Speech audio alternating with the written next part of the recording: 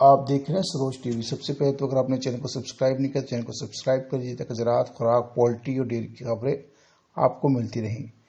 Feed industry سے وابستہ افراد بحران سے نکلنے کے لیے سنہرا موقع اختیار کر سکتے ہیں اگر وہ اس ویڈیو میں دی گئی تجاویز اور مشورے پر عمل کریں۔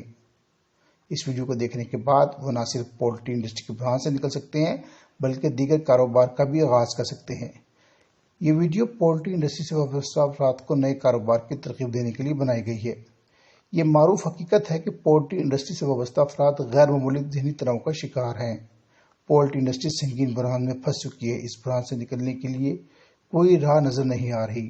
ہر عام خاص جانتا ہے کہ اب پولٹری انڈسٹری فیڈ کی عدم دستیابی کی وجہ سے غیر معمولی بحران کا دباؤ برداشت نہیں کر سکے گی۔ سویابین پولٹری فیڈ کا اہم جز ہے۔ پاکستان میں پولٹری انڈسٹری کو اپنی ضرورت پوری کرنے کے لیے ہر سال بھاری مقدار میں سویابین درآمد کرنا پڑتا ہے۔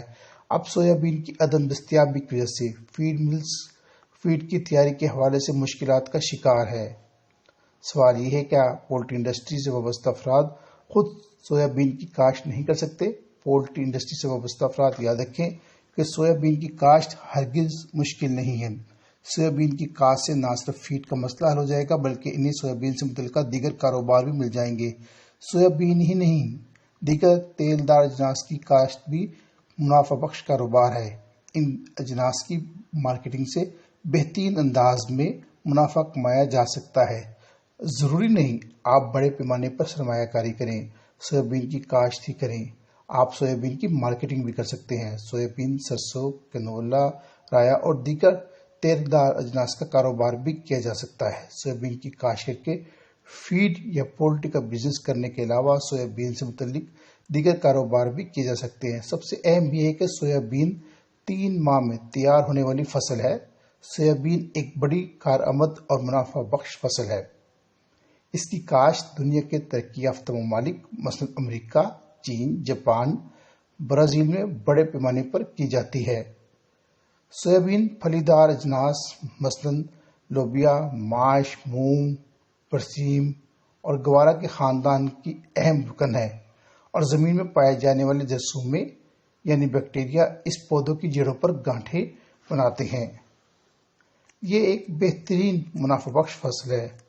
ان گانٹھوں میں پائے جانے والے جراثیموں سے اس فصل کی کاشت ہوتی ہے، یعنی کہ یہ نائٹروجن کو اپنے اندر جذب کر لیتے ہیں، جس سے سویابین کی فصل خود اس کے بعد آنے والی فصل کے لیے بھی ایک چھوٹی سی کھاد کی فیکٹری کے طور پہ کام کرتی ہے اور اپنی ضرورت پوری کرنے کے علاوہ آنے والی فصل کے لیے بھی ایک راہ ہموار کر جاتی ہے، یعنی آنے والی فصل کے لیے بھی یہ کھاد چھوڑ جاتی ہے۔ یہ ایک واحد روغن دار فصل ہے جو زمین کی زرخیزی کو بحال کرنے کے لیے کچھ نہ کچھ اسے واپس لوٹاتی ہے، یعنی کاشتکار یاد رکھیں کہ یہ خود بھی کھاد کے طور پر کام کرتی ہے۔ اس لیے ہم بار بار یہ کہہ رہے ہیں کہ سویابین کی کاشت مشکل نہیں ہے، یہ 3 ماہ میں تیار ہو جاتی ہے اور یہ خود بھی کھاد کے طور پر استعمال کی جا سکتی ہے، یعنی اس کی پیداواری لاگت کم ہوتی ہے، کھادی اخراجات بھی اس پر کم آتے ہیں۔ اس لیے پولٹری سے وابستہ افراد اس طرف رغبت اختیار کریں اور سویابین خود کاشت کرنے کی کوشش کریں۔ سویابین میں 18% اجزائے تیل اور وافر مقدار میں حیاتین پائے جاتے ہیں۔ اس کا تیل کھانے کے لیے انتہائی مفید ہے۔ اگر ہم فیڈ کا مسئلہ حل کر لیں تو پاکستان سے بیرون ملک انڈوں کی برآمدات کو فروغ دے کر پولٹری انڈسٹری کو مزید استحکام دیا جا سکتا ہے۔ پولٹری کا گوشت برآمد کر کے ہمیں بہت سی مشکلات سے نجات مل سکتی ہے۔ اس کے لیے ہمیں ٹھوس لاہ عمل اختیار کرنے کی ضرورت ہے، لیکن کاشتکار یاد رکھیں کہ سویابین انتہائی سستی کاشت ہونے والی فصل ہے۔ سویابین نہ صرف پولٹری فیڈ میں استعمال ہوتی ہے بلکہ دیگر اجزاء بھی اس سے بنائے جاتے ہیں۔ خوراک کے دیگر اجزاء بھی اس سے بنائے جاتے ہیں، جس میں ہم سب سے زیادہ یہ دیکھتے ہیں کہ سویابین کھانے کے لیے استعمال ہوتا ہے۔